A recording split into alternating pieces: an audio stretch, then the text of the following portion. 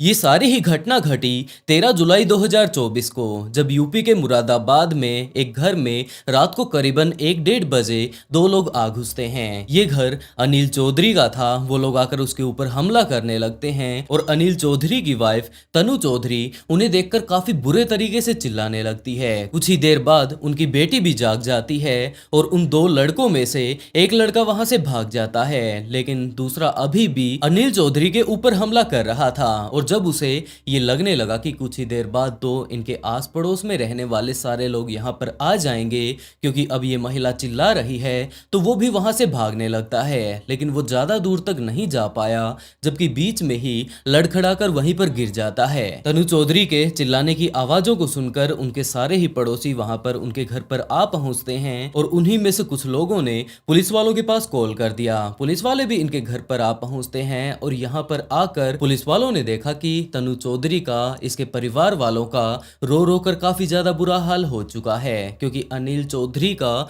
यहाँ पर अगर इनके घर पर देखा जाए तो चारों तरफ ही खून फैला हुआ है। अनिल चौधरी को काफी बुरे तरीके से उन्होंने मार डाला था, जिसके चलते पुलिस वालों ने उसकी बॉडी को पोस्टमार्टम के लिए भेज दिया और दूसरी तरफ उस महिला से ही बातचीत करनी शुरू कर दी कि यहाँ पर हुआ क्या था। तो तनु चौधरी ने सारी ही चीजें डिटेल से पुलिस वालों को बताना शुरू किया कि जनाब, मेरा नाम तनु चौधरी है और इनके पति का, जिनका कि अब कत्ल हो चुका है, उनका नाम अनिल चौधरी है। अब ये दोनों ही पति पत्नी बड़े ही आराम से रात को जब सो रहे थे तो दो लोग यहाँ पर आते हैं जो कि इनके साथ ही काम किया करते थे। शायद किसी बिजनेस की डील वगैरह के लिए वो लोग यहाँ पर आए होंगे या फिर पेमेंट वगैरह करने के लिए यहाँ पर आए होंगे।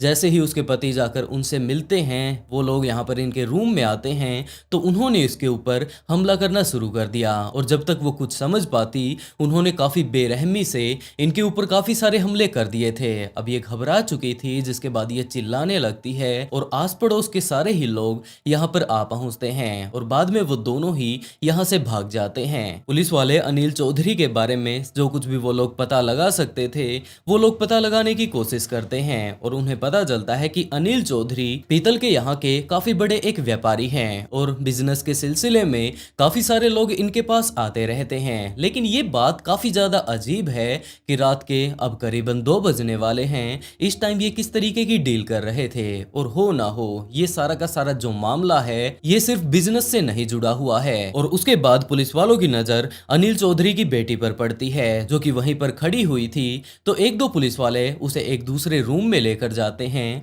और वहां पर आराम से उसे बैठा कर पानी वगैरह पिलाकर आराम से पूछने लगते हैं कि बेटा, यहाँ पर क्या हुआ था, क्या तुमने यहाँ पर कुछ देखा था, जिससे कि हम लोग इस बात का पता लगा पाएं कि आखिरकार तुम्हारे पिता के साथ ये सब किसने किया और आखिरकार ये सब क्यों हुआ। तो उस लड़की ने ये सारी ही चीजें डिटेल से बतानी शुरू कर दी कि हाँ, मैं आपको बता सकती हूँ। और वो पुलिस वालों को बताने भी लगती है। उसने बताया कि दो लोग उसके पिता के ऊपर काफी बुरे तरीके से हमला कर रहे थे।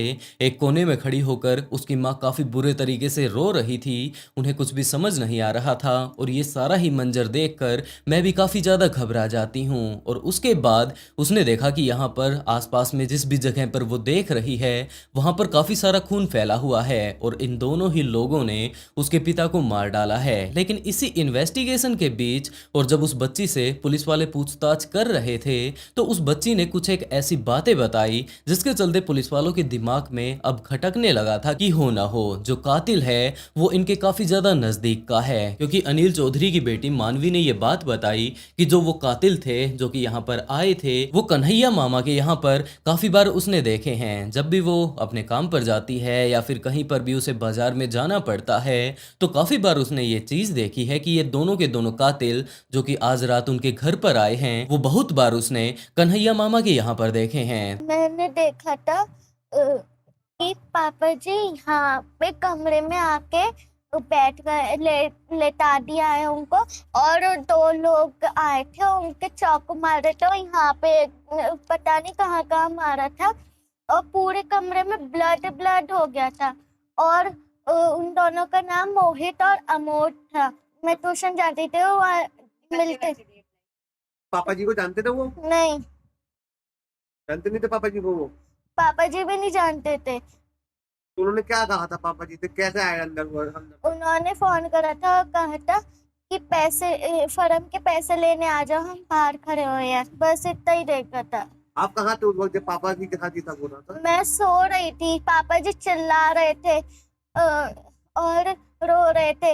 और फिर वो हम जब मैं उठ गई, मम्मी को उठाया था, फिर वो भाग गए थे। तो अब पुलिस वाले वापस तनु के पास जाते हैं और उससे पूछताछ करने लगते हैं कि आखिरकार ये कन्हैया कौन है। और उसके बाद तनु पुलिस वालों को कन्हैया के बारे में ज्यादा कुछ नहीं बता पाती है। अब वो थोड़ा घबराने लगी थी पुलिस वालों के साथ बातें करने में, और काफी सारी बातें पुलिस वालों को ये लग रहा था कि तनु हमसे छिपा रही है। तो पुलिस वाले तनु को ही अपने साथ पकड़ कर लेकर जाते हैं और वहां पर जाकर उससे पूछताछ करने लगते हैं। और कुछ ही देर बाद तनु अपने ही बयानों में फंस जाती है और उसके बाद पुलिस वाले पूछने लगते हैं कि तुम सारा का सारा कांड आराम से बता दो, क्योंकि हमें पता चल चुका है कि जरूर हो ना हो डायरेक्टली या फिर इनडायरेक्टली तुम्हारा भी इसमें हाथ है। और उसके बाद तनु ने एक ऐसी कहानी बताई जिसके बाद पुलिस वालों का ये पूरा ही केस खुलकर सामने आ जाता है। तनु ने बताया कि उसकी शादी अनिल से करीबन 15 साल पहले हुई थी। शादी के बाद उनको एक बेटी होती है। वो काफी ज्यादा खुश थे इस चीज को लेकर कि उनके घर में एक नया मेहमान आया है। लेकिन इस बच्चे के कुछ एक दिनों बाद ही दोबारा से उनके घर पर एक लड़की होती है। लेकिन तनु अब की बार थोड़ी निराश थी, क्योंकि उसे अपनी जिंदगी में एक बेटा चाहिए था। लेकिन लगातार उसे तो 2 बेटियां हो चुकी थी। लेकिन दूसरी तरफ अगर अनिल को देखा जाए तो वो अपनी दोनों बेटियों के साथ ही काफी ज्यादा खुश था। अक्सर तनु अनिल से कहा करती थी कि हमारी तो लगातार बेटियां होती जा रही हैं, लेकिन आगे चलकर अगर देखा जाए तो इनकी शादी कर दी जाएगी, ये अपने अपने घर चली जाएंगी और उसके बाद हम लोग अकेले रह जाएंगे। तो मुझे एक बेटा चाहिए। लेकिन अनिल का ये कहना था कि तुम थोड़ा शांति रखो, तुम्हें इतनी ज्यादा घबराने की जरूरत नहीं है, बेटा भी हमें हो जाएगा, तुम्हें इतनी ज्यादा चिंता नहीं करनी चाहिए। लेकिन अब तनु को काफी ज्यादा चिंता होने लगी थी कि हो सकता है अगली बार भी हमें अगर बेटी ही हो जाएगी तो हम लोग क्या करेंगे, हो ना हो इसका जुगाड़ हमें पहले ही करना होगा। और अनिल इस बात से इनकार कर देता है कि ये सारी चीजें हमारे हाथों में नहीं होती, ये तो सारी की सारी भगवान की देन है, और हो सकता है अगर हमारी किस्मत में होगा तो हमें बेटा भी जरूर हो जाएगा। यही सारी बातें बोलकर अब वो बिजनेस तो क्या ही करता था, पीतल का काफी बड़ा व्यापारी वो था, अपने काम पर चला जाता है और अपने काम के सिलसिले में वो ज्यादातर टाइम अपने घर से बाहर ही रहा करता था। लेकिन दूसरी तरफ अगर तनु को देखा जाए तो वो अब घर पर काफी ज्यादा परेशान रहने लगी थी। पूरा का पूरा दिन उसके दिमाग में यही बात चलती रहा करती थी कि अगर उनके घर पर बेटा नहीं होता है तो उनका क्या होगा। यही सारी बातें जब वो सोच रही थी तो एक टाइम ऐसा आया जब उसे पता चलता है कि अगर हम लोग पूजा वगैरह करवा लेते हैं, पाठ वगैरह करवा लेते हैं तो हमें लड़का जरूर होगा। और यही सारी बातें सोचते हुए वो काफी सारे मंदिरों में जाती है, वहां पर जाकर पूजा अर्चना करवाती है, बहुत सारे पंडितों से वो मिलती है। पंडितों के बाद वो तांत्रिकों के पास भी जाने लगी थी और वहां पर जाकर तांत्रिकों को अपनी सारी की सारी समस्या बताती कि उसे अपनी जिंदगी में एक बेटा चाहिए। अगर दूसरी तरफ अगर उसके पति को देखा जाए तो उसे इस बारे में कोई भी ज्यादा नॉलेज नहीं है, ज्यादा इंटरेस्ट भी उसका नहीं है कि हमें बेटे की कितनी ज्यादा जरूरत है। और पुत्र प्राप्ति के लिए आप लोग जितना भी कहेंगे मैं उतना खर्चा करने के लिए तैयार हूँ, क्योंकि हम लोगों के पास पैसे की कोई भी कमी नहीं है। इसी तरीके से तनु अगले काफी दिनों तक या फिर हम लोग कहें अगले काफी सालों तक यूं ही पंडितों के पास, तांत्रिकों के पास और अलग अलग जगहों पर यूं ही धक्के खाती रहती है। और इसी तरह एक बार वो एक मंदिर में गई हुई थी जहां पर उसकी मुलाकात कन्हैया नाम के एक तांत्रिक से होती है और वो कन्हैया को अपनी पूरी की पूरी कहानी सुनाती है कि उसे अपनी जिंदगी में एक बेटा चाहिए, पहले ही उसे 2 बेटियां हो चुकी हैं और इसका उपाय क्या हो सकता है और पुत्र प्राप्ति के लिए वो कुछ भी कर सकती है। ये सारी ही बातें वो कन्हैया को बताती है। कन्हैया ये बात कहता है कि ये कोई खास बड़ी बात नहीं है, आपके जैसे ही काफी सारी दुखिया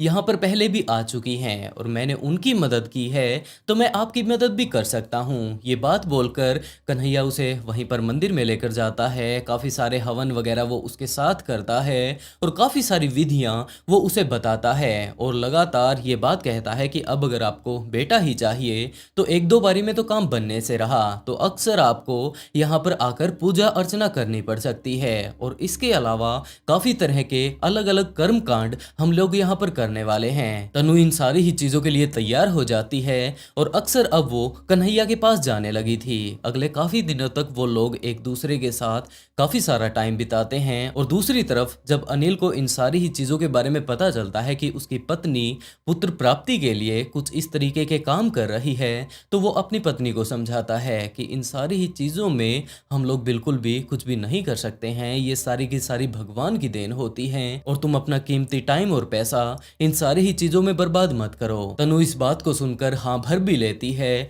लेकिन अभी भी वो लगातार कन्हैया से बार बार मिलती रहती है। अब वो ज्यादातर टाइम कन्हैया के साथ ही बिताने लगी थी, क्योंकि उसके पति तो अपना पूरा का पूरा दिन बाहर ही रहा करते थे। हफ्ते में 2-3 बार ही वो बस आया करते थे।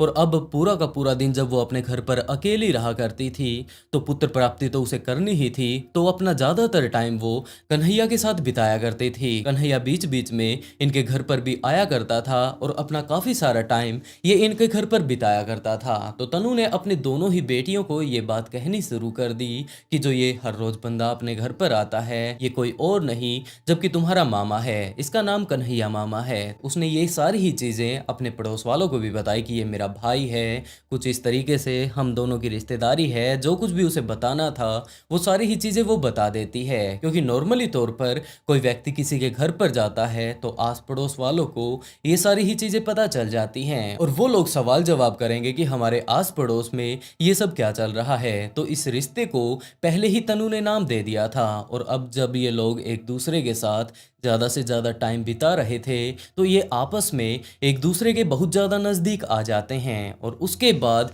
इन्होंने ये डिसाइड किया कि हम लोगों को शादी कर लेनी चाहिए। लेकिन तनु का ये कहना था कि जब तक उसके पति उसके साथ हैं वो उन्हें साथ बिल्कुल भी नहीं रहने देंगे। और कन्हैया तो पहले से ही तैयार था, तो उसने ये बात कही कि हमें कुछ ना कुछ ऐसा जुगाड़ करना होगा जिससे कि तुम्हारा पति हमारा कुछ भी ना बिगाड़ पाए। क्योंकि असल में अगर देखा जाए तो कन्हैया की नज़र तो अनिल की प्रॉपर्टी पर थी। वो तनु को एक चाबी की तरह यूज करना चाहता था। और उसके बाद कन्हैया ने ये बात कही कि अब हमें क्या करना चाहिए। तनु ने कहा कि हम लोग यहाँ से काफ़ी ज़्यादा दूर भाग जाते हैं, वहाँ पर जाकर शादी कर लेंगे और आगे चलकर हमारी ज़िंदगी काफ़ी अच्छे से बीतने वाली है। लेकिन कन्हैया इन सारी ही चीज़ों से मना कर देता है, क्योंकि अगर वो लोग यहाँ से भाग जाते हैं तो पैसे प्रॉपर्टी तो उसे मिलने वाली नहीं है। और उसके बाद अगर प्रॉपर्टी ही नहीं मिलेगी तो वो तनु से शादी ही क्यों करे। तो उसने तनु से कहा कि हम लोग यहाँ से भाग तो जाएंगे, लेकिन आगे चलकर गरीबी में गुजारा कैसे करेंगे। तो हमें कुछ ना कुछ ऐसा जुगाड़ करना चाहिए जिसकी मदद से हम लोगों के पास बहुत सारा पैसा भी आ जाए और हम लोगों के बीच से अनिल भी हट जाए। तो तनु यही बात कहती है कि अब तुम ही बताओ हमें क्या करना चाहिए। और उसके बाद कन्हैया ने अपना पूरा ही प्लान तनु को बताना शुरू किया कि हम लोगों को इसे जान से मारना होगा। तनु पहले तो घबरा जाती है, लेकिन जब उसे ये चीज लगने लगती है कि उसका प्रेमी उसे ये सारी ही बातें बोल रहा है और आगे चलकर उनकी जिंदगी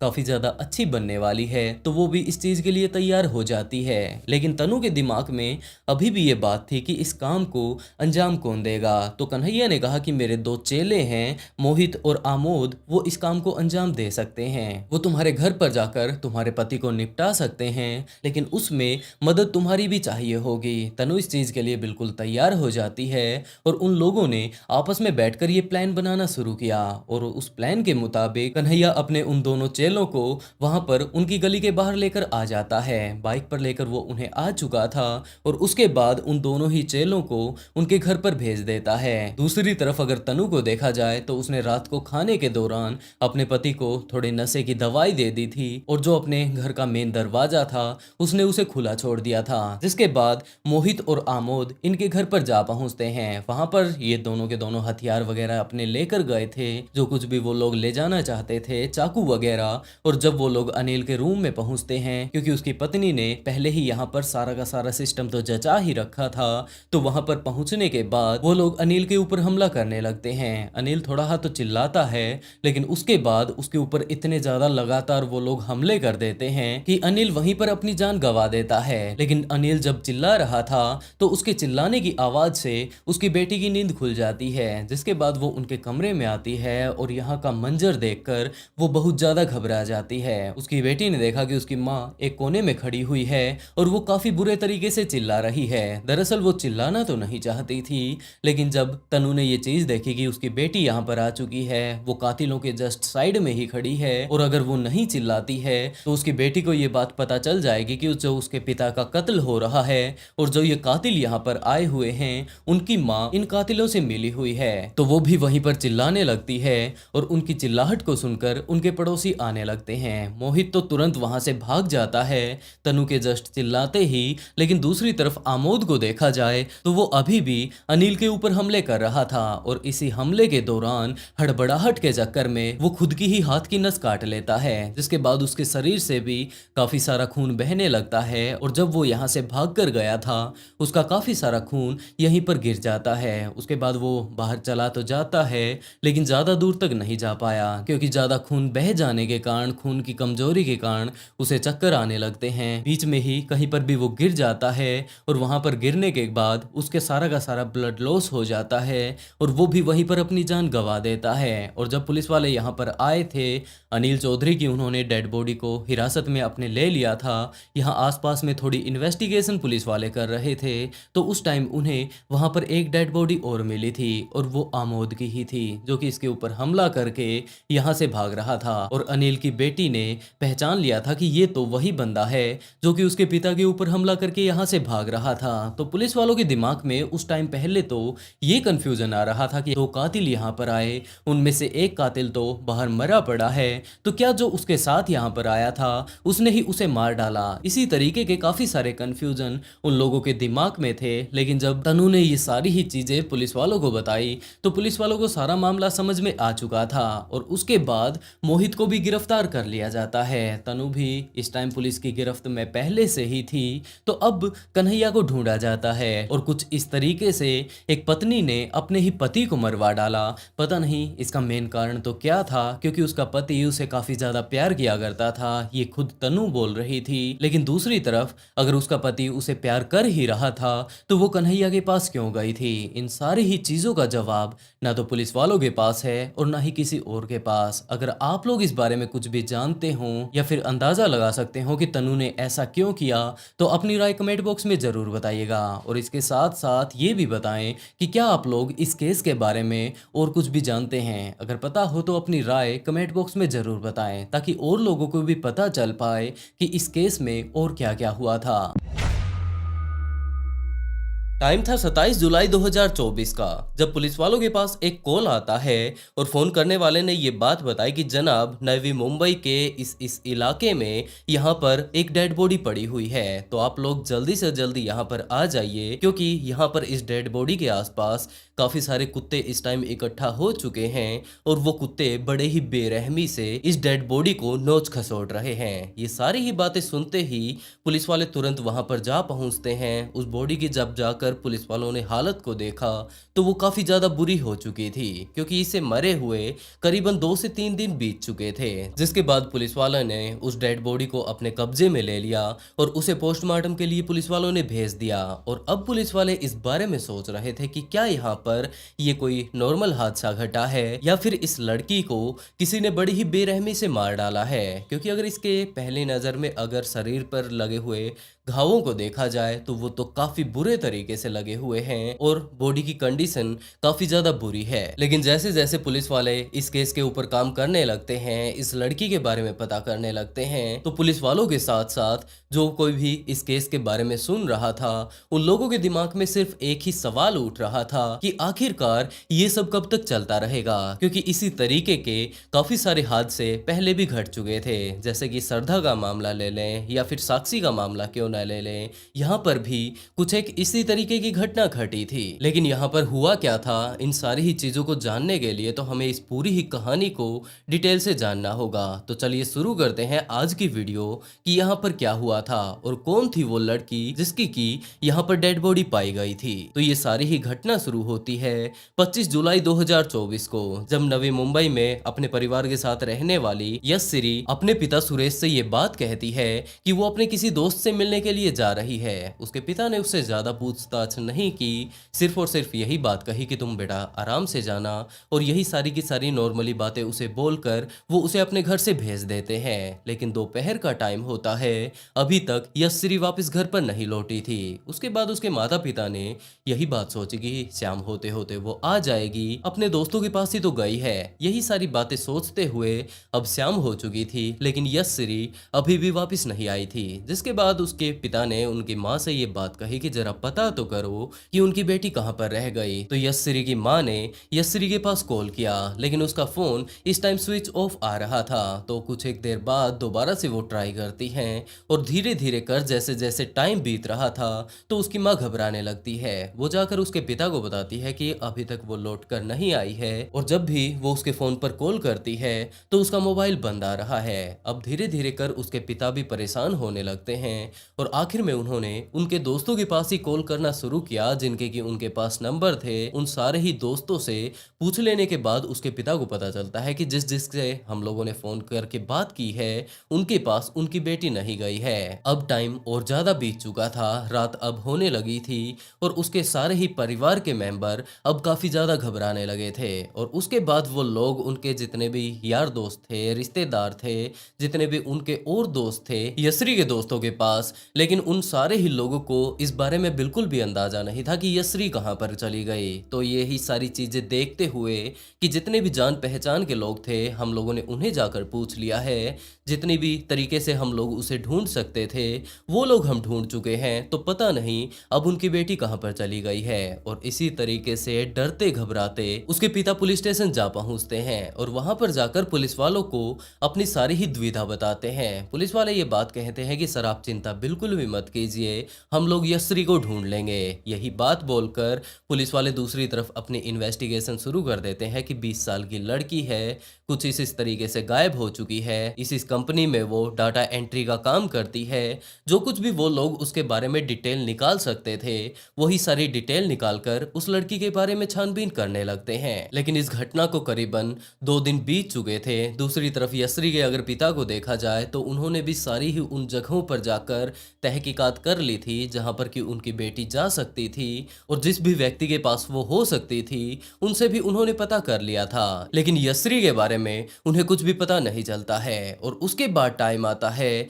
27 जुलाई का, जब पुलिस वालों के पास एक व्यक्ति का कॉल आता है, और उसने बताना शुरू किया कि जनाब इस जगह पर यहाँ पर मैंने एक डेड बॉडी को देखा है, काफी सारे कुत्ते एक डेड बॉडी को नोच रहे थे। तो वो सारी ही बातें जो कुछ भी पुलिस वालों को बता सकता था वो सारी बातें बता लेने के बाद पुलिस वालों को वहां पर बुला लेता है। पुलिस वाले तुरंत इस घटना स्थल पर जा पहुंचते हैं, और वहां पर जाने के बाद उस डेड बॉडी को देखने लगते हैं, जिसकी की कंडीशन इस टाइम काफी ज्यादा बुरी हो चुकी थी। जब पुलिस वालों ने पहली नजर में इस डेड बॉडी को देखा तो उन्होंने पाया कि इसके मुंह को पूरे तरीके से फाड़ दिया गया है, और इसके शरीर के काफी सारे हिस्से ऐसे मौजूद हैं जो कि शायद यहाँ पर जो मौजूद कुत्ते थे उन्होंने काफी बुरे तरीके से उसे नोच खाया है। और इसके अलावा अगर इसके बॉडी के अलग अलग पार्ट्स पर देखा जाए तो चाकुओं के निशान यहाँ पर मौजूद है। और जो सबसे अजीब बात है वो ये है कि जो ज्यादातर चाकुओं के निशान हैं वो इसके प्राइवेट पार्ट पर हैं। तो पुलिस वाले उस बॉडी को अपनी हिरासत में ले लेते हैं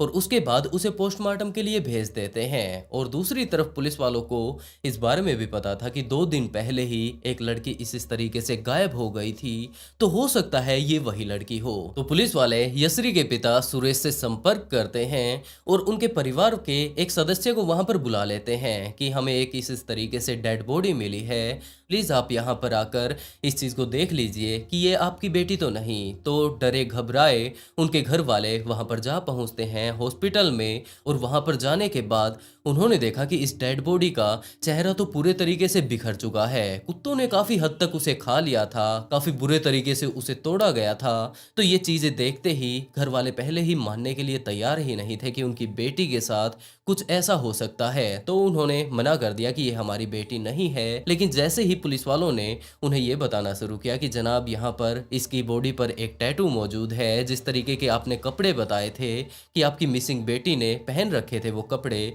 वही कपड़े इस लड़की ने भी पहन रखे हैं। तो उसके परिवार के कुछ एक और सदस्य सामने आते हैं और उन्होंने उसके कपड़ों से और उसके शरीर पर मौजूद उस टैटू से यशस्वी को पहचान लिया और उन्होंने कहा कि हाँ जनाब, ये उन्हीं की बेटी है। तो अब ये तो बात कंफर्म हो चुकी थी कि यही यशस्वी है। तो पुलिस वालों ने अब उनके घर वालों से ही पूछताछ करनी शुरू की कि सर, सीधी सीधी बात तो यही है कि आपकी बेटी ने अपनी जान गंवा दी है, तो प्लीज़ आप इस केस को सुलझाने में हमारी मदद कीजिए, क्योंकि हमें नहीं लगता कि ये एक नॉर्मल केस है। जबकि इस लड़की को काफ़ी ज़्यादा बेरहमी से मारा गया है, उसी दिन शायद इसे मार दिया गया होगा।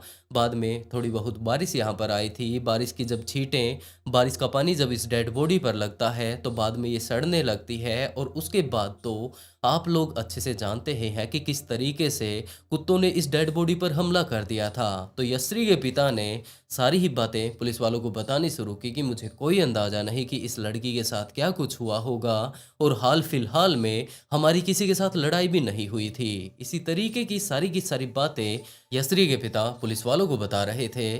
और इसी टाइम पुलिस वाले उस जगह की छानबीन करने लगते हैं कि यहाँ पर ज़रूर कोई ना कोई सीसीटीवी कैमरा वगैरह लगा हुआ होगा, जिससे कि हम लोग अंदाज़ा लगा पाए कि यशस्वी यहाँ पर किस टाइम पहुंची थी और उस टाइम इसके साथ कौन मौजूद था। और हो सकता है वहीं से हमें पता लग जाए कि इसके कत्ल के पीछे कौन हो सकता है। दूसरी तरफ पुलिस वाले यशस्वी के जो कॉल डिटेल थे उन्हें भी निकालने लगते हैं कि किस किस से ये आखिरी टाइम में बातें कर रही थी। हो सकता है किसी दोस्त ने ही इसे बड़े ही बेरहमी से मार डाला होगा। तो यही सारे अंदाजे पुलिस वाले लगाते हुए इस केस के ऊपर इन्वेस्टिगेशन कर रहे थे। और जब कॉल डिटेल निकाली जाती हैं तो पुलिस वालों को पता चलता है कि यशस्वी पिछले काफी दिनों से दाऊद नाम के एक व्यक्ति से बात कर रही थी। और दूसरी तरफ पुलिस वाले उस सीसीटीवी कैमरे को तो ढूंढ ही रहे थे जिसमें कि हो सकता है यशस्वी या फिर वो दूसरा बंदा जिसके साथ की ये कॉल पर बातें किया करती थी वो कैप्चर हो गए हों। इसी तरीके से ढूंढते ढूंढते पुलिस वालों के हाथ एक सीसीटीवी वीडियो लगती है जहां पर सच में ही ये दोनों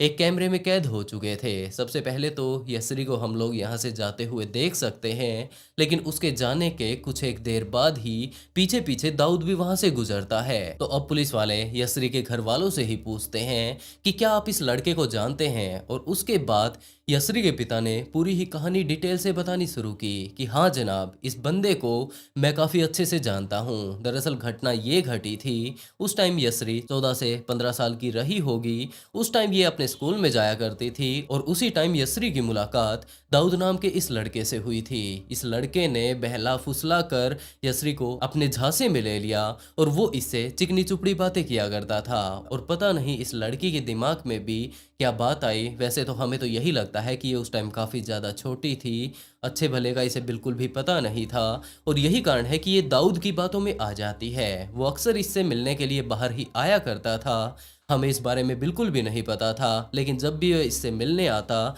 तो इसी तरीके की काफ़ी सारी चिकनी चुपड़ी बातें करता और इसे अपनी बातों में इसने फंसा लिया था। अब वो उसे झांसा दे रहा था कि आगे चलकर हम लोग शादी कर लेंगे, एक दूसरे से हम लोग काफ़ी ज़्यादा प्यार करते हैं। और दूसरी तरफ यशस्वी बीच बीच में ये बात भी कहा करते थे कि हम दोनों की एज में काफ़ी ज़्यादा डिफरेंस है। तो दाऊद ने कहा कि ज़्यादातर काम कर लेने के कारण, क्योंकि इस टाइम मैं ड्राइवरी का काम करता हूँ, गाड़ी वगैरह चलाता हूँ, और यही कारण है कि मैं खुद का ध्यान नहीं रख पाता और मेरी उम्र मेरी असली उम्र से कुछ ज़्यादा ही नज़र आती है। इसी तरीके की काफ़ी सारी वो बातें किया करते थे। और एक टाइम ऐसा भी आया जब यशस्वी को वो बहला फुसला कर अपने साथ ले जाता है, उसके साथ फिजिकल रिलेशनशिप वो बनाने लगता है। लेकिन इस घटना के बाद यशस्वी के माता पिता को इस बारे में पता चल जाता है कि उनकी बेटी के साथ कुछ ऐसी घटना घटी है, जिसके बाद वो लोग अपनी बेटी से जब अच्छे से पूछताछ करते हैं तो यशस्वी भी इस बारे बारे में बता देती है और उसके बाद सुरेश शिंदे पुलिस वालों के पास जा पहुंचते हैं। वहां पर जाकर दाऊद की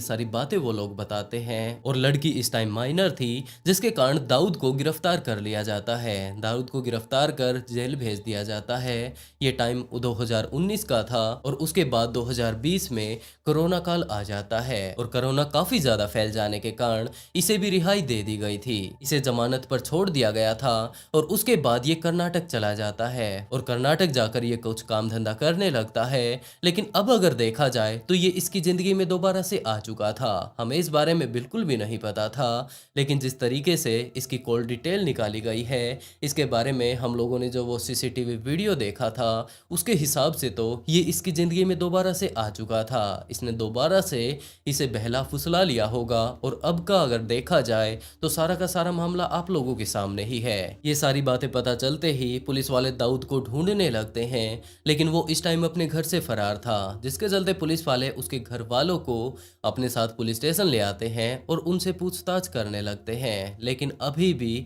दाऊद पुलिस वालों के हाथ नहीं लगा था। लेकिन टाइम बीतता रहता है और 1-2 दिन पहले ही अब दाऊद पुलिस वालों के हाथ लग भी चुका है। पुलिस वालों ने उसे गिरफ्तार कर लिया है, उससे पुलिस वाले पूछताछ कर रहे हैं और दूसरी तरफ यश्री की पोस्टमार्टम रिपोर्ट अभी नहीं आई है। सिर्फ और सिर्फ मामला अभी यही सामने आया है कि उसने बड़ी ही बेरहमी से अपनी उस गर्लफ्रेंड को मार डाला है, जिससे कि वो प्यार करने का दावा किया करता था। लेकिन प्यार करने का दावा तो दिल्ली वाले केस में भी हुआ था, लेकिन आखिर में उस लड़के ने भी अपने प्रेमिका को मार डाला था। और अभी तो दाऊद के साथ पुलिस वालों की छानबीन चल रही है। पुलिस वाले उससे पूछताछ कर रहे हैं और पूछ रहे हैं कि आखिरकार उसने उस लड़की को क्यों मार डाला। लेकिन दूसरी तरफ अगर यश्री के घर वालों को अगर देखा जाए तो उन्होंने अपनी बेटी को खो दिया है, जिसके कारण वो काफी ज्यादा गहरे सदमे में है। और वैसे भी काफी सारे इसी तरीके के केस लगातार आते ही जा रहे हैं और लड़कियां अभी भी नहीं समझ पा रही है कि 2-4 दिन के प्यार के पीछे उन्हें अपने घर वालों को नहीं छोड़ना चाहिए, जो कि बचपन से उन्हें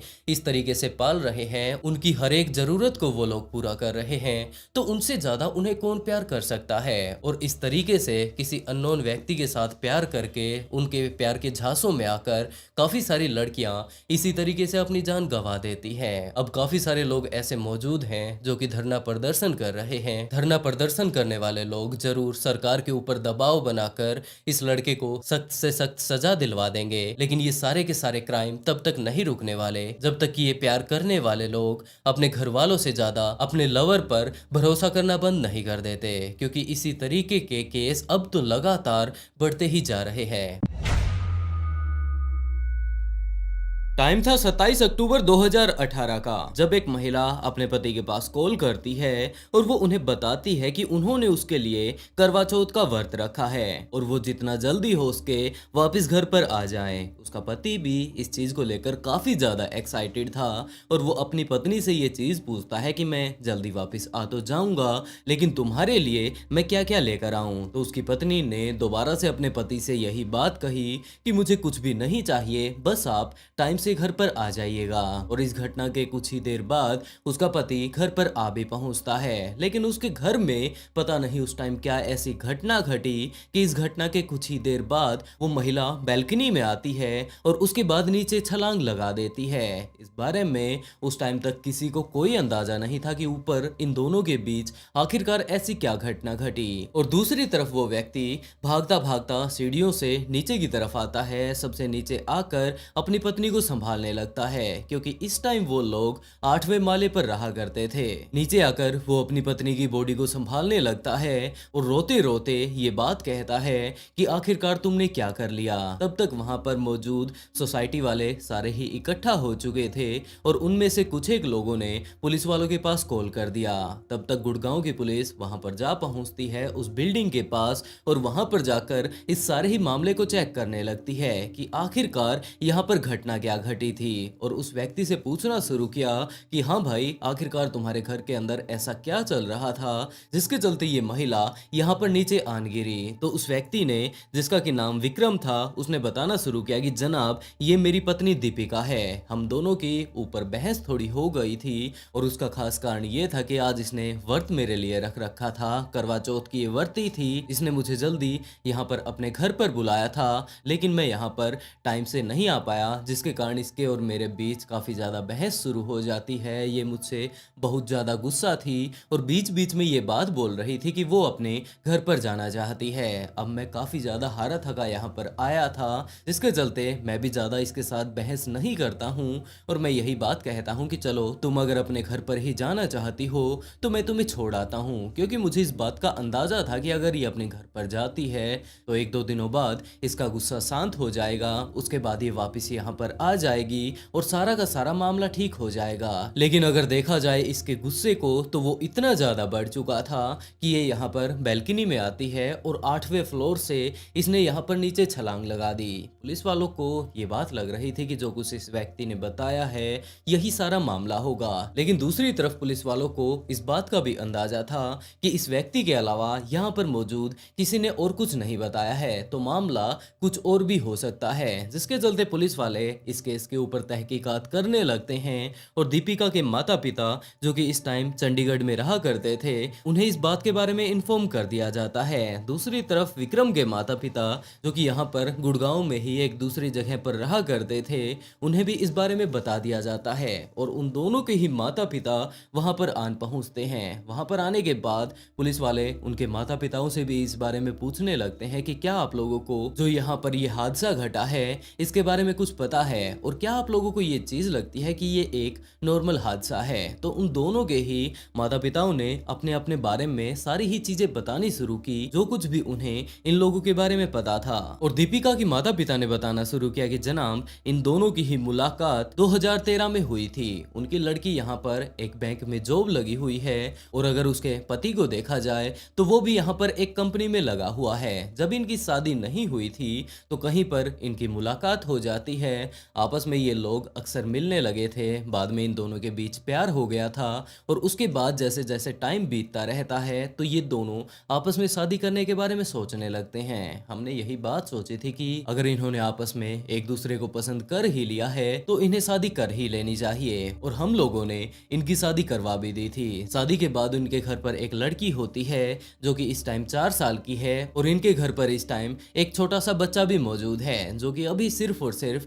5 से 6 महीनों का हुआ होगा। हाँ, अक्सर इन दोनों के बीच लड़ाइयाँ होती रहा करती थी और उसका खास कारण ये था कि विक्रम किसी और लड़की से प्यार करने लगा था कि उसी टाइम विक्रम के माता पिता भी वहां पर खड़े होकर इन सारी ही चीजों को सुन रहे थे और उन्होंने पुलिस वालों को बताना शुरू किया कि जनाब आगे की कहानी हम लोग आपको बताते हैं। उन्होंने बताना शुरू किया कि इन लोगों ने अपनी शादी कर ली थी, यहाँ पर काफी अच्छे से ये लोग अपना टाइम बिता रहे थे और उसके बाद पता नहीं कहां पर विक्रम की मुलाकात सैफाली नाम की एक लड़की से हो जाती है। हम लोगों को इस केस के बारे में काफी कुछ पता है और जो कुछ भी हमें पता है हम लोग आपको बताने के लिए तैयार हैं। दरअसल घटना ये घटी थी कि विक्रम की अभी कुछ एक महीनों पहले ही एक सैफाली नाम की लड़की से मुलाकात होती है। मुलाकात होने के बाद दरअसल ये लोग किसी घर को खरीदने बेचने के बारे में सोच रहे थे और वो घर खरीदने लेने के बीच बार बार में इनकी मुलाकात हुआ करती थी, बार बार ये एक दूसरे से मिला करते थे और जब ये मुलाकात इन लोगों के बीच हो रही थी तो आपस में इन्हें एक दूसरे से काफी पक्के वाला प्यार हो जाता है। हाँ, इस लड़के को पहले भी दीपिका से प्यार हुआ था, इन दोनों की शादी हम लोगों ने बाद में करवा दी थी, लेकिन पता नहीं ये किस तरीके का प्यार कर रहा था कि अब ये एक और जो शादीशुदा लड़की थी सैफाली उसके साथ हो जाता है। बार बार अब ये आपस में मिलने लगे थे। सैफाली अक्सर यहाँ पर इसके घर पर उससे मिलने के लिए आया करती थी और ये भी उसके घर पर जाता रहा करता था। यहाँ पर जितने भी सोसाइटी के लोग हैं पहले तो यही चीज देखा करते थे, वो लोग काफी अच्छे से जानते थे कि ये पति पत्नी यहाँ पर इस घर में रहते हैं, लेकिन पिछले काफी महीनों से जब सैफाली यहाँ पर आ रही थी तो उनके पड़ोसियों ने दीपिका से पूछना शुरू किया और इसी तरह चलते चलते दीपिका को ये बात पता चल जाती है कि जब वो अपने काम पर गई हुई होती है तो पीछे से कोई लड़की उसके पति के साथ उसके घर पर आती है। तो दीपिका ने विक्रम से इस बारे में पूछा कि आखिरकार कौन वो लड़की है और लगातार विक्रम इस बात को टालता ही जा रहा था, लेकिन एक दिन वो वापस अपने घर पर आ जाती है। यहाँ पर आने के बाद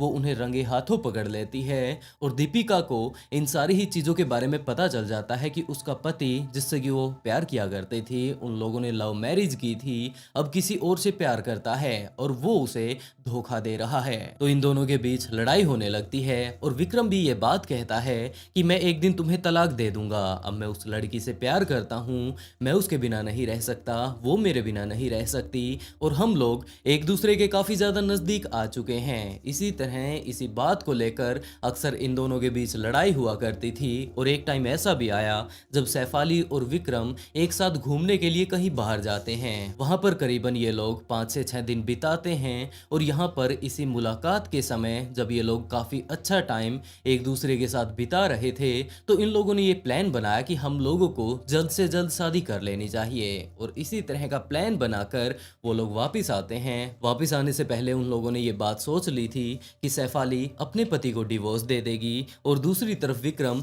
अपनी पत्नी को डिवोर्स दे देगा। उसके बाद ये दोनों ही अकेले हो जाएंगे, उसके बाद ये शादी कर लेंगे और आगे की जिंदगी ये लोग काफी हंसी खुशी बिताने वाले हैं। तब तक पुलिस वाले विक्रम के पास भी जा पहुंचे थे, उससे काफी सारी वो लोग पूछताछ कर रहे थे। पहले तो उसने कुछ भी नहीं बताया, लेकिन जब पुलिस वाले उसे बताते हैं कि हमें सैफ अली के बारे में काफी कुछ पता चल चुका है, तो बहुत सारी बातें तो इन्हीं में से विक्रम ने ही पुलिस वालों को बताई थी। और उसके बाद उसने सारी की सारी बातें और ज्यादा अच्छे से डिटेल से पुलिस वालों को बतानी शुरू की कि हाँ जनाब, जब हम लोग वहां पर अच्छे से अपने इन सारी बातों को सोचकर आ चुके थे कि हम लोग अपने अपने पति पत्नियों को डिवोर्स दे देंगे, तो यहाँ पर आने के बाद जब मैंने दीपिका से ये बात कही कि मैं तुमसे डिवोर्स लेना चाहता हूँ तो वो मुझे साफ इनकार कर देती है। और दूसरी तरफ अगर सैफ अली को देखा जाए तो उसने भी जाकर अपने पति से यही बात कही थी कि वो उससे अलग होना चाहती है, लेकिन उसका पति पता नहीं किस तरीके का था, उसे इस बात से कोई मतलब नहीं था कि उसकी पत्नी आखिरकार उससे क्या बोल रही है, क्या वो उससे मांग रही है। जस्ट वो कुछ एक देर तक सोचता है और उसके बाद वो इस बात के लिए हाँ भर देता है। उसके बाद वो डिवोर्स के सारे कागज तैयार करवाने लगता है और दूसरी तरफ सैफ अली मुझसे ये बात पूछती है कि हाँ उसका पति तो मान चुका है डिवोर्स के लिए, तुम्हारी पत्नी का क्या हाल है। तो उसने बताया कि वो इस बात के लिए मना कर रही है, वो मुझे डिवोर्स नहीं देने वाली। तो सैफ अली लगातार मेरे ऊपर दबाव बढ़ाने लगती है, ये बात कहती है कि उसे भले ही किसी भी तरीके से तुम अपनी जिंदगी से निकालो, मैं तुमसे शादी करने वाली हूँ, जस्ट तुम उसे तलाक दो या फिर उसका कोई और ही इंतजाम क्यों ना कर दो। अगले काफी दिनों तक विक्रम दीपिका को समझाने की कोशिश करता है, उसे डिवोर्स देने की कोशिश करता है, लेकिन दीपिका लगातार अपने ही पति को समझाती जा रही थी। उसे शायद इस बात की आस थी कि एक ना एक दिन उसका पति समझ जाएगा और जो ये फालतू के झंझटों में वो फंसा हुआ है इनसे वो बाहर आ जाएगा। यही सारी की सारी बातें इस टाइम दीपिका सोच रही थी। लेकिन दूसरी तरफ अगर सैफ अली को देखा जाए तो उसके तो दिमाग में काफी सारे और ही प्लान चल रहे थे। उसने विक्रम से ये बात कही कि तुम अपनी पत्नी को ये बात कहो कि वो तुम्हें डिवोर्स दे दे और अगर डिवोर्स नहीं देती है तो तुम उसे जिंदगी से छुट्टी दे दो। अगर वो नहीं मानती है तो कोई ना कोई ऐसी तरकीब अपनाओ जिससे कि वो तुम्हारी जिंदगी से हमेशा हमेशा के लिए चली जाए। विक्रम पता नहीं किस तरह से प्यार में अंधा हो चुका था, वो इस चीज के लिए मान जाता है और विक्रम ने बताया कि वो इस चीज के लिए उसे निपटाने के लिए अपनी पत्नी को ही वो उसे घुमाने के लिए बाहर लेकर जाता है। पहाड़ों में वो उसे अपने साथ लेकर जाता है, लेकिन वहां पर जाने के बाद शायद दीपिका को इस बारे में पहले ही अंदाजा हो चुका था कि उसके ऊपर खतरा मंडरा रहा है, जिसके कारण कि वो होटल से बाहर ही नहीं निकलती है। जस्ट वो बाजार के लिए जाया करती थी या फिर वहां पर मौजूद आसपास के छोटी मोटी जगहों पर जाया करती थी। पहाड़ों में जब जाने के लिए विक्रम उसे बोलता तो वो साफ इनकार कर देती कि उसे पहाड़ों से काफी ज्यादा डर लगता है और अगर बाहर के माहौल को देखा जाए तो काफी ज्यादा खराब आज का मौसम है, वो नहीं जाने वाली। हाँ, अगर वो जाना चाहे तो वो जा सकता है। इसी तरह काफी देर तक प्लानिंग बना लेने के बाद भी उसकी ये सारी की सारी प्लानिंग धरी की धरी रह जाती है। उसके बाद वो लोग वापस अपने घर पर आ जाते हैं और अभी भी लगातार विक्रम के दिमाग में बस यही बात आ रही थी कि या तो उसकी पत्नी उसे डिवोर्स दे दे, नहीं तो उसे कोई ना कोई ऐसा तरीका अपनाना होगा जिससे कि उसकी जान चली जाए। इसी तरह के काफी देर तक प्लानिंग बना लेने के बाद एक दिन दोबारा से सैफ अली का विक्रम के पास कॉल आता है और यही बात वो पूछती है कि आखिरकार तुम्हारी वाइफ का क्या रहा। विक्रम ने इनकार कर दिया कि अभी वो बिल्कुल ठीक ठाक है और वो मुझे तलाक भी नहीं दे रही है। और उसके बाद सैफाली ने विक्रम को समझाना शुरू किया कि तुम लोग एक बिल्डिंग में रहते हो, 8वें फ्लोर पर रहते हो, अगर तुम अपनी वाइफ को वहां से अगर नीचे फेंक देते हो तो तुम्हारे ऊपर शक कौन करेगा। वैसे भी तुम ऐसे टाइम पर ये सारे ही काम को अंजाम देना जिस टाइम की कोई तुम्हें नहीं देख रहा होगा, और उसके बाद ये बात बोल देना कि हो सकता है वो चाय पीने के लिए वहां बालकनी में गई होगी और वहां से वो नीचे गिर गई होगी। इसी तरह के काफी सारे तुम बहाने लगा सकते हो, बस तुम्हारे मन में होनी चाहिए शादी करने के बारे में। मुझे नहीं लगता कि तुम मेरे अंदर इंटरेस्ट रखते हो। यही सारी चीजें लगातार सैफाली विक्रम को बोलती जा रही थी और विक्रम लगातार सैफाली से यही बात बोल रहा था कि तुम जरा शांति रखो, मैं अपने काम को अच्छे से संभाल लूंगा। और उसके बाद टाइम आता है 27 अक्टूबर 2018 का, जब दीपिका अपने पति के पास कॉल करती है क्योंकि उस दिन करवा चौथ का व्रत था और उसे ये बात पता थी कि पता नहीं पिछले कितने दिनों से हमारे घर पर इस तरह की दिक्कतें चल रही हैं, आपस में हम लोग एक दूसरे के साथ अच्छे से टाइम नहीं बिता पा रहे हैं और शायद यही कारण है कि उसका पति उससे डिवोर्स ले रहा है। तो वो अच्छे से सजती संवरती है, करवा चौथ की वो बरती थी और उसके बाद उसने अपने पति के पास कॉल किया। उसने विक्रम से ये बात पूछी कि आज उसने व्रत किया है, उसकी लंबी उम्र के लिए वो कितनी देर में वापस अपने घर पर आने वाला है। विक्रम इस टाइम दूसरी तरफ अपनी कंपनी में था, वहां पर काम कर रहा था और दूसरा दिमाग वो ये लगा रहा था कि आखिरकार वो अपने घर पर जाकर किस तरीके से अपनी बीवी को अपने रास्ते से हटा सकता है। और इसी टाइम उसने अपनी पत्नी दीपिका से ये बात कही कि वो बहुत जल्द घर पर आने वाला है, बताओ जरा वो उसके लिए क्या लेकर आए। तो दीपिका ने साफ इनकार कर दिया कि मुझे कुछ भी नहीं चाहिए, बस आप वापस घर पर आ जाइए। वो बस अपने पति से लगातार प्यार चाहती थी, वो चाहती थी कि उनका घर बसा रहे, एक दूसरे से वो लोग प्यार करें और इन सारी ही चीजों को सुलझाने के लिए वो किसी भी हद तक जा सकती थी। जिसके तौर पर इतनी लड़ाइयां हो जाने के बाद भी वो अपने पति को टाइम से अपने घर पर बुला रही थी। उसके बाद भी विक्रम अपनी कंपनी में काम लगा रहता है और करीबन 7 साढ़े 7 बजे वो अपने घर पर पहुंचता है। जब वो अपने घर पर आया तो उसने देखा कि उसके माता पिता, जो कि यहाँ पर गुड़गांव के ही एक दूसरे एरिया में रहा करते थे,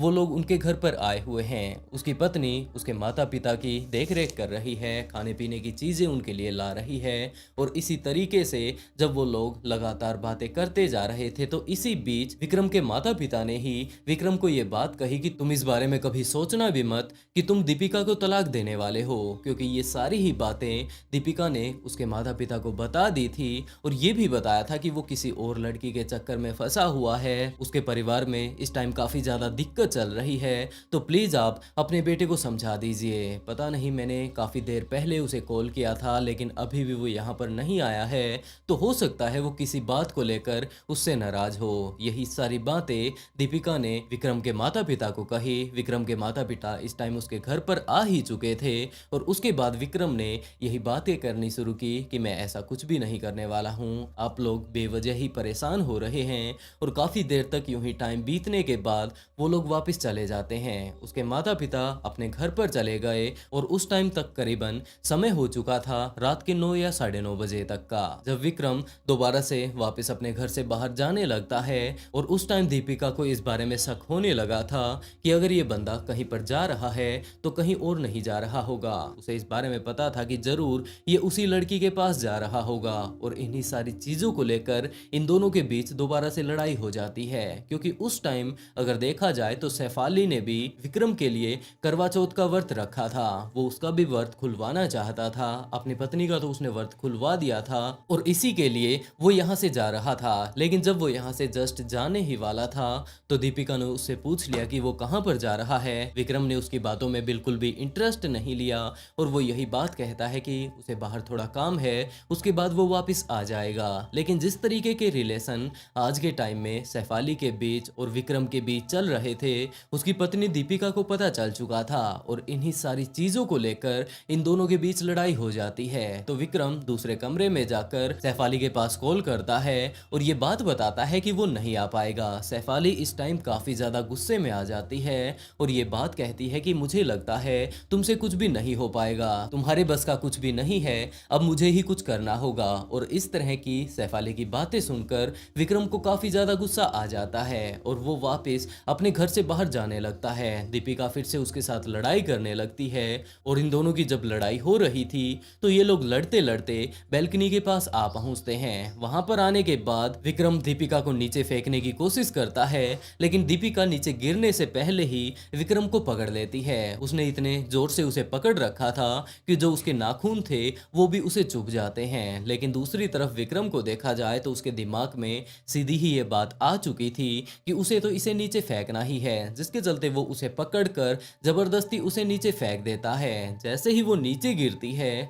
तो वो अपने आप को संभालते हुए ये चीज देखता है कि यहाँ पर काफी सारे लोग मौजूद होंगे और जो ये दीपिका नीचे गिरी है ये तो चिल्लाते चिल्लाते नीचे गिरी है। तो वो तुरंत भागकर नीचे जाता है। नीचे जाकर सबसे पहले उसकी बॉडी को चेक करता है कि ये जिंदा है या नहीं, और जब उसे ये कंफर्म हो चुका था कि ये अपनी जान गंवा चुकी है तो वो वहां पर आराम से बैठकर रोने लगता है। वो दीपिका को अपनी गोद में ले लेता है और उसके बाद रोने लगता है। रोते चिल्लाते उसने ये बात कही कि आखिरकार तुमने ऐसा क्यों किया, और वहां जो आस पड़ोस के लोग थे वो उससे ही पूछने लगते हैं कि आखिरकार भाई यहाँ पर हुआ क्या है। तो विक्रम ने उन्हें बताना शुरू किया कि यार आज करवा चौथ का व्रत था, इसने मेरे लिए करवा चौथ का व्रत रख रखा था, लेकिन मुझे कंपनी में काफी ज्यादा देर हो चुकी थी जिसके चलते ये मेरे ऊपर काफी ज्यादा गुस्सा थी और गुस्से गुस्से में इसने यहाँ पर नीचे छलांग लगा दी। ये सारा ही मामला जैसे ही पुलिस वालों को समझ आता है, पुलिस वाले विक्रम को पकड़ लेते हैं, उसे अपने साथ लेकर पुलिस स्टेशन जाते हैं। उस टाइम उससे पूछताछ वो लोग कर ही रहे थे, लेकिन जैसे ही इन सारी ही चीज़ों के बारे में पुलिस वालों को पता चलता जा रहा था तो वो लोग सैफाली के पास भी जा पहुंचते हैं। और वहां पर जाने के बाद उन्हें पता चलता है कि सैफाली तो इस टाइम प्रेग्नेंट है, जिसके चलते वो यहाँ पर मौजूद नहीं है, जबकि वो तो हॉस्पिटल में एडमिट है। पुलिस वाले बाद में उसके पास भी जाते हैं। जब उसके अच्छे से डिलीवरी हो चुकी थी और वो नॉर्मल हो चुकी थी तो उसे भी गिरफ्तार कर लेते हैं और उसके बाद इन लोगों के ऊपर केस चलने लगता है। इस केस का जो रिजल्ट आया उसके बारे में तो अभी तक मुझे नहीं पता, काफ़ी ज़्यादा मैंने रिसर्च की लेकिन उसके बारे में कुछ भी पता नहीं चल पाया। लेकिन अगर आप लोग इस केस के रिजल्ट के बारे में पता हो कि आखिरकार उन्हें क्या सज़ा मिली या फिर अभी भी ये केस कोर्ट में चल ही रहा है तो आप लोग कमेंट बॉक्स में बता सकते हैं ताकि और लोगों को भी पता चल पाए कि आखिरकार इस केस का अपडेट क्या है और इस केस के बारे में आप लोग क्या सोचते हैं। इस बारे में भी अपनी राय कमेंट बॉक्स में ज़रूर बताएं कि एक व्यक्ति को पहले किसी लड़की से प्यार होता है,